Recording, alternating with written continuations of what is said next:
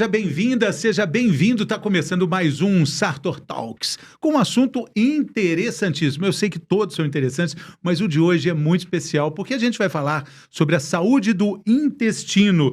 A gente vai falar sobre digestão saudável. Não tem nada mais desagradável do que uma indigestão, que não é nada saudável.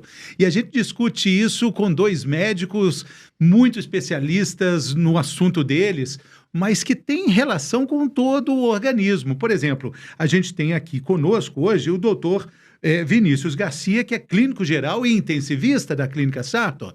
E temos também o doutor Murilo Lobo, que é gastroenterologista, cirurgião gástrico, especialista também na cirurgia bariátrica. Vamos falar sobre tudo isso aqui nesse programa que está começando agora. Bem-vindos, doutores, tudo bem? Muito obrigado, Fernando, Alegria. pelo convite. A gente falar desse assunto que é aparelho digestivo é super interessante de todas as formas, né? O aparelho digestivo acho que é talvez o sistema mais amplo e complexo. A gente fala de fígado, estômago, intestino, vesícula biliar, hérnia. Tá tudo aí. São muitos assuntos que as pessoas têm curiosidade e interesse, né? Com certeza. E um clínico geral para falar assim, olha, esse problema está muito ligado com o que você está comendo, o que não está sendo...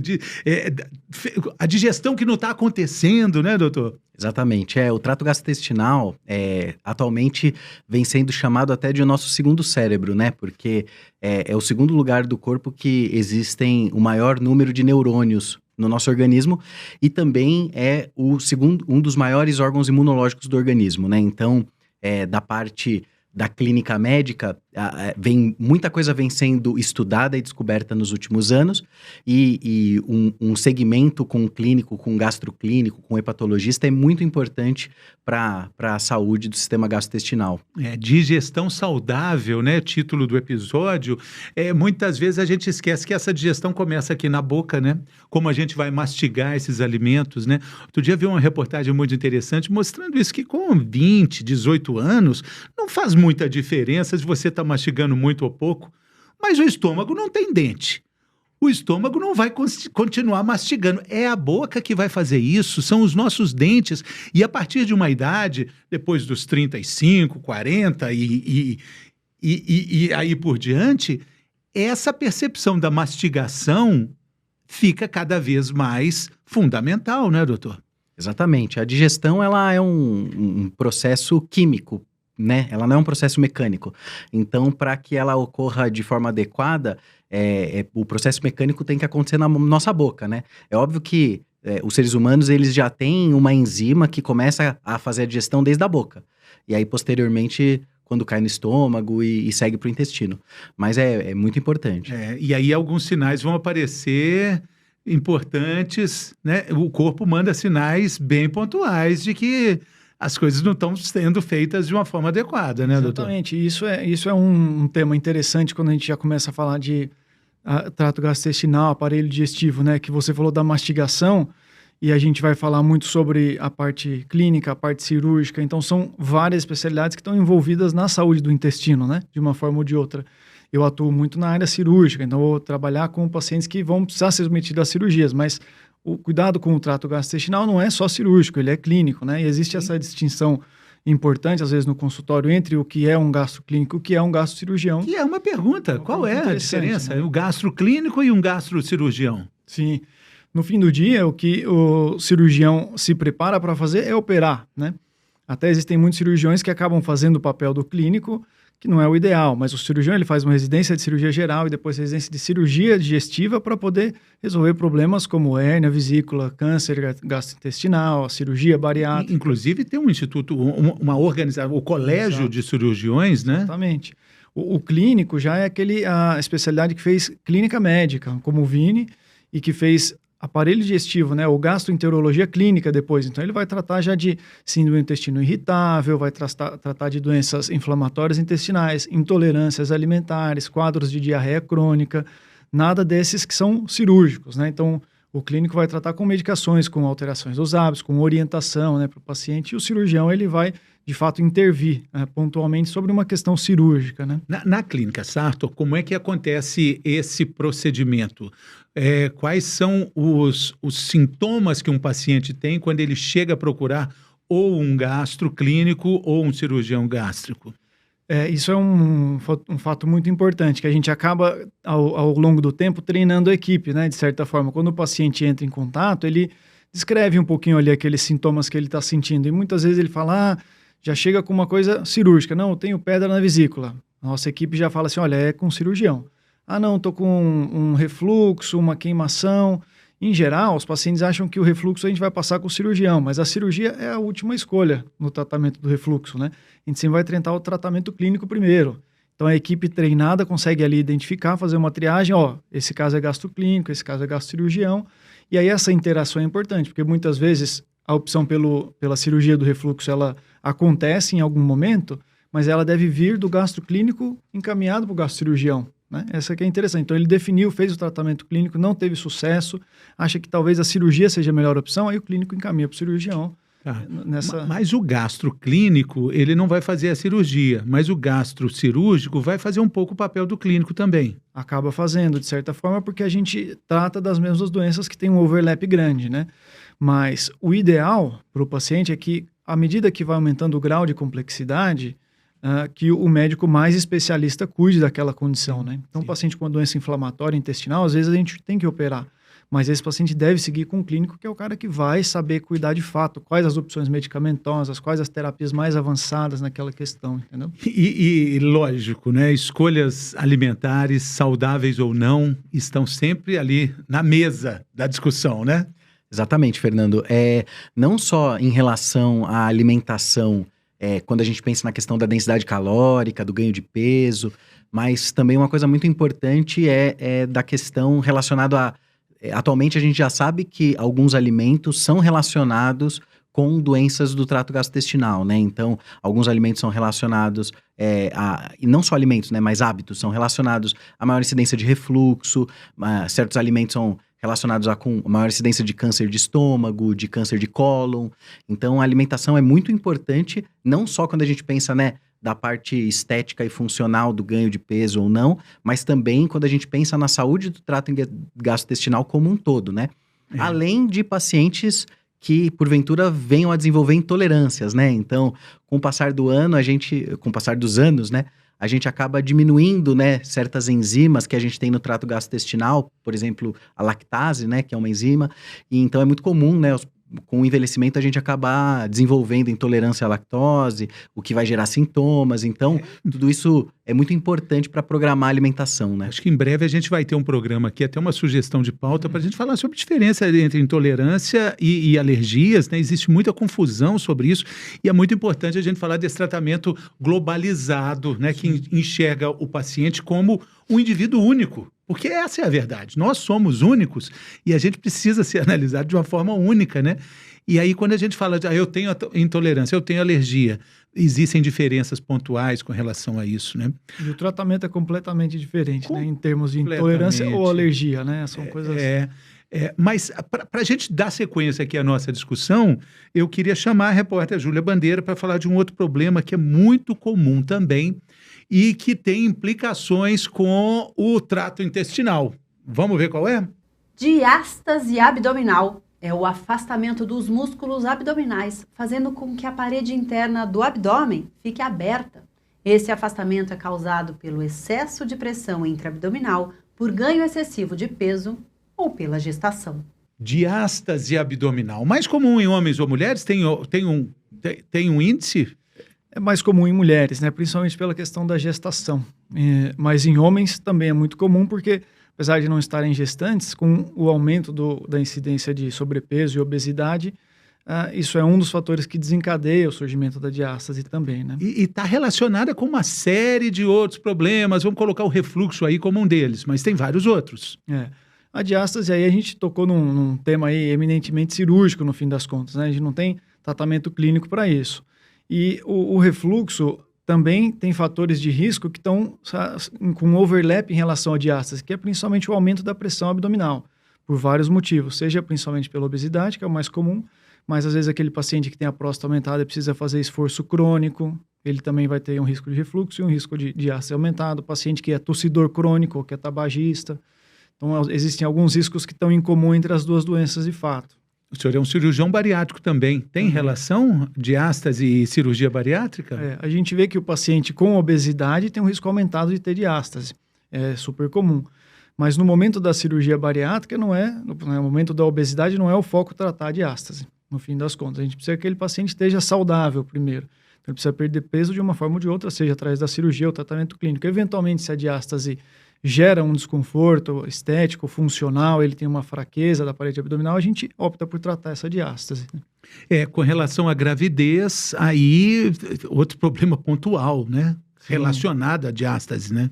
E é uma coisa super importante para a mulher se sentir bem, ela não ter esse resultado, né, da gestação. A gestação é um período super feliz, festivo, alegre, e no fim das contas ela sai da gestação, às vezes, com esse resultado estético que deixa ela insatisfeita, né? Essa cirurgia feita por via robótica é uma cirurgia super simples hoje em dia, né? Tecnicamente, a gente faz furos minúsculos de 2, 3 milímetros, às vezes, com a plataforma robótica, corrige toda a diástase, a pessoa sai da cirurgia quase sem incisões, né? Tem um tratamento fisioterapêutico também? A fisioterapia, ela ajuda no fortalecimento da musculação da parede abdominal. Então, muitas vezes consegue até aplacar alguma questão funcional, ou de força, ou de motricidade da parede abdominal, mas o tratamento é cirúrgico. A diástase é uma falha que acontece no afastamento dos músculos reto-abdominais que não tem reversão, muitas vezes. O que a fisioterapia faz, ela fortalece o core, de forma geral, mas a diástase continua ali. A cirurgia, ela corrige, ela dá uns pontos, fecha, coloca uma tela e aquilo volta a ter a conformação natural, anatômica, né? E nesse campo a gente não pode esquecer das hérnias. Como existem hérnias, tem vários tipos de hérnias que estão relacionadas também com essa área, doutor. Exatamente. A hérnia inguinal, que é mais comum em homens, né? A gente falou diástase mais comum em mulheres, mas em homens a hérnia inguinal é super comum e está relacionada também com o aumento da pressão abdominal. A hérnia de hiato, que também tem um overlap com a doença do refluxo, também um aumento da pressão abdominal, de uma forma ou de outra. É óbvio que algumas pessoas têm já predisposição anatômica e acabam já tendo uma hérnia de hiato, mesmo sendo magra, não tem nenhum fator de risco, né? E às vezes esse paciente é o melhor indicado para a cirurgia. É o paciente que já tem aquele defeito sem ter fatores desencadeantes, né? O paciente que um cirurgião gástrico recebe não vem só do gastroclínico, né? Vem do clínico geral também. Na clínica Sartor é comum você receber pacientes de outras variadas especialidades. Sim, com certeza, porque a especialidade é muito ampla, né?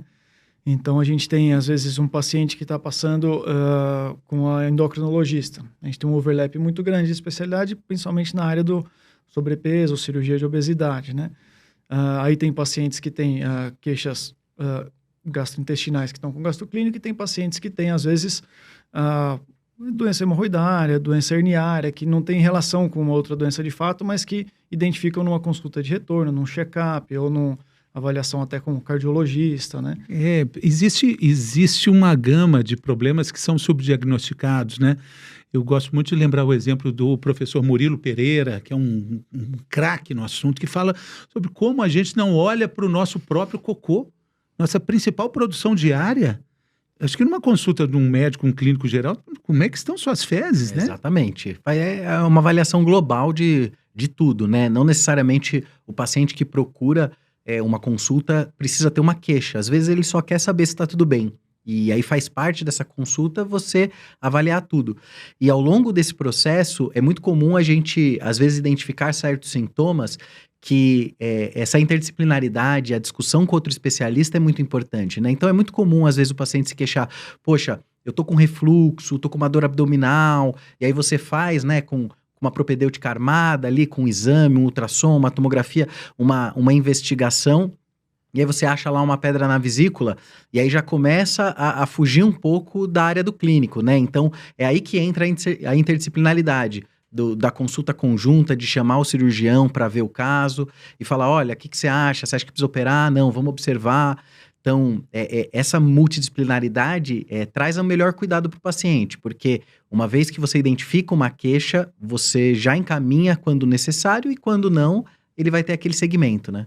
E essa questão que você falou exatamente da digestão e da gente olhar o produto da nossa digestão, né? Como Diário, tá o aspecto das intenso fezes. e diário, como deveria ser, né? É natural para o ser humano. A gente tem, às vezes, esse instinto até de olhar. É normal, porque a gente sabe que isso está identificado com algumas doenças. Quando aquela digestão não acontece adequadamente e você tem fezes mais gordurosas, fezes que flutuam, por exemplo, isso pode ser uma doença do pâncreas. Isso é muito... não é todo mundo que sabe, leigo, e às vezes nem todo mundo como médico, né? Então a gente tem questões dentro da clínica interdisciplinar que a gente manda uma pergunta que não é da minha especialidade e fala assim, pô, mas o que será que pode ser isso? E aí alguém vai entender o que está relacionado, né? Com qual sintoma, qual sistema, né? Coloração também é relacionado com doenças do fígado, né? Coloração é relacionada com doença do fígado, né? Então, às vezes, as fezes ficarem mais esbranquiçadas, né? acinzentadas, pode ser uma doença hepática. A constipação, né? E aí as pessoas levam celular para o vaso sanitário, né? Um problema epidemia. seríssimo, né? Isso aí é uma epidemia de doença orificial, né? Esse tempo prolongado na posição sentada, fazendo esforço evacuatório, isso aumenta o risco de doença orificial, de hemorroida, de fissura, sangramento, né? Então, tá muito relacionado com a modernidade, né? A obesidade, o aumento do risco de câncer, o aumento de doenças orificiais, isso são tudo doenças modernas. O tempo que a gente levava jornal, né? Aliás, exatamente. hoje aqui no estúdio tem um jornal, acho que algum médico falou, nossa, isso é o quê? É jornal? É jornal de papel. Fazia tempo que eu não sentia um cheirinho de jornal. Né? Vamos chamar mais uma participação da Júlia Bandeira, porque a gente vai falar de um assunto seríssimo para dar sequência aqui, quando a gente está tratando sobre intestino saudável. Vamos lá. Até 2044, quase a metade dos brasileiros adultos vai ter obesidade, o equivalente a 48% da população. Outros 27% terão sobrepeso. Esse é o prognóstico para as próximas 2 décadas, segundo uma pesquisa apresentada no Congresso Mundial de Obesidade. Muito bem, que números assustadores, tristes demais, né? Tristes demais quando a gente tem vários tipos existem mais 200 nomes de regimes diferentes, remédios sofisticados, cirurgias bem desenvolvidas. E aí eu faço a pergunta para vocês dois, doutores. Estamos perdendo ou já perdemos a luta contra os ponteiros da balança? A obesidade, ela é uma doença crônica, né? E a gente, como uma população que tem uma necessidade calórica muito grande, ao longo da evolução, a gente lutou para conseguir atingir esse momento em que a gente tivesse uma disponibilidade calórica com prontidão, sem necessidade de passar a dificuldade. O nosso corpo já fez isso, só que a gente atingiu um ponto de virada. Então, hoje a gente tem uma disponibilidade de caloria muito alta e o nosso corpo ele quer reter caloria, ele quer reter energia. Então, a tendência, que vai continuar ainda por muitos anos, é do aumento da incidência de obesidade, sem dúvidas, né? Mas a gente já sabe os impactos que essa doença tem a longo prazo. Então, o nosso objetivo hoje em dia, tendo tanto conhecimento, é tentar aplacar e eventualmente reverter essa curva de crescimento da obesidade. Né? E aí, o senhor começou respondendo aí, respondeu de forma brilhante, mas é isso mesmo, uma doença crônica, uma doença preocupante, ou seja, é uma doença que não tem cura, né? Uhum. E deletéria demais, né? Eu gosto muito de falar dessa conversa entre disciplinas médicas e é quase que um sacerdócio médico de todas as especialidades, isso também é uma prática da clínica Sartor, de dar o diagnóstico de obesidade. Existe um constrangimento de médicos diferentes que não estão tratando a obesidade, por exemplo, um oculista, um ortopedista, até mesmo um cardiologista, essa falta de diálogo, falar assim, olha, eu preciso dizer, vamos conversar sobre a obesidade? Exatamente, é muito importante o diagnóstico de obesidade e a obesidade ser entendida como um quadro que pode gerar certas doenças, né? Então é sabido que em muitos pacientes o peso elevado gera um quadro de uma inflamação sistêmica e essa inflamação sistêmica pode e é fator de risco para doenças cardiovasculares, doenças do trato gastrointestinal. Então, esse paciente ele precisa ser orientado em relação a perspectivas e possibilidades de tratamento e ele ter um segmento adequado e um segmento multidisciplinar no quesito de ele ter a informação adequada para tomar a melhor decisão em relação a o que fazer para resolver aquele problema. Então, um segmento com gastrocirurgião, um segmento com endocrinologista, com um psicólogo, que é muito importante, né? Normalmente, o sobrepeso e a obesidade é relacionada com hábitos que são hábitos gatilho, né, de alimentação e esse segmento multidisciplinar é muito importante para a gente poder controlar. E temos que colocar a cirurgia bariátrica aí também como um importante aliado, né? Não só a cirurgia bariátrica, mas a cirurgia metabólica, bariátrica e metabólica. Né, doutor? Exatamente. A doença é uma doença multifatorial e isso é um fator que dificulta o cuidado. Então, por isso que a gente precisa envolver muitas especialidades. Além disso, é uma doença ainda com muito estigma. Então, esse é outro ponto que eu sempre gosto de chamar a atenção, que a gente tem que quebrar o estigma e envolver um tratamento em conjunto, multidisciplinar. A cirurgia bariátrica hoje ainda é a opção mais potente no tratamento da obesidade, quando bem indicada, principalmente. Então, o paciente ele sempre deve iniciar um segmento multidisciplinar para abordar todos os pontos de contato que levaram ele a desenvolver a obesidade, tanto psicológicos quanto orgânicos, né? E aí ele vai chegar num ponto em que a gente entende que aquela doença, só com tratamento clínico, medicamentoso, não vai ser reversível a ponto dele voltar a ter um peso saudável, dele reverter aqueles riscos que a obesidade leva, né? E aí que a gente parte para a cirurgia bariátrica. E do mesmo jeito que o tratamento clínico, hoje em dia tiveram grandes desenvolvimentos, né, com medicações novas, etc., a cirurgia também. Então, hoje em dia, a cirurgia bariátrica ela é super segura, super eficaz. 40, 50 anos atrás, no surgimento da cirurgia bariátrica, era uma cirurgia de altíssimo risco, né? O paciente pensava só em último caso em fazer a cirurgia quando já estava grave, já tinha tido um infarto, um AVC, e precisava perder peso de qualquer forma. Hoje em dia, a gente tem indicações muito bem definidas, e a gente sabe que o paciente que opera de cirurgia bariátrica, no longo prazo, a cada 10 anos depois da cirurgia, ele ganha 1 ano de vida lá no final. Então, a cirurgia é um grande modo de você viver bem e viver melhor, né? Por ser um tratamento tão eficaz contra a obesidade, né? Exatamente. E até mesmo indicada para o tratamento do diabetes, né? Exatamente. A gente tem muito essa distinção que o pessoal gosta de fazer. É metabólica, é bariátrica. É a mesma cirurgia, em última instância. A ideia é que o paciente que tem um perfil metabólico um pouco pior, que significa ter um diabetes mais grave, uma obesidade mais grave, a técnica cirúrgica pela qual a gente opta é o bypass, que acaba tendo um impacto nessas doenças metabólicas maior. Então, a gente pega um paciente que tem síndrome metabólica grave, vamos pensar um pouco mais na técnica do bypass, que é a cirurgia metabólica. A outra técnica que a gente acaba usando muito frequentemente, inclusive que é a mais feita nos Estados Unidos, é o sleeve, né, a gastrectomia vertical. Essa também tem um impacto metabólico, mas menor. Então, a gente acaba reservando o nome de bariátrica para essa e metabólica para outra, né? Bom, vamos dar sequência nesse episódio, falando sobre saúde do intestino. Eu quero chamar mais uma vez a última participação da Júlia Bandeira no episódio dessa semana, sobre um outro tema que é um alerta muito importante. Vamos ver o que a Júlia tem a dizer. De acordo com o INCA, Instituto Nacional do Câncer, são esperados 704 mil casos novos da doença a cada ano no Brasil. Segundo o Instituto, o tipo de câncer mais comum no aparelho digestivo é o câncer de colo e reto, ou colo retal, correspondendo por mais de 6% dos totais de casos no Brasil. O câncer de estômago aparece logo atrás, correspondendo a mais de 3% do total de notificações. Muito bem, vamos falar do câncer do aparelho digestório, digestivo. Alguns médicos gostam de dizer que é o câncer, por ter um exame de rastreio muito eficiente, a gente pode dizer que seria um câncer dos mais evitáveis por causa da disponibilidade de um exame tão eficiente?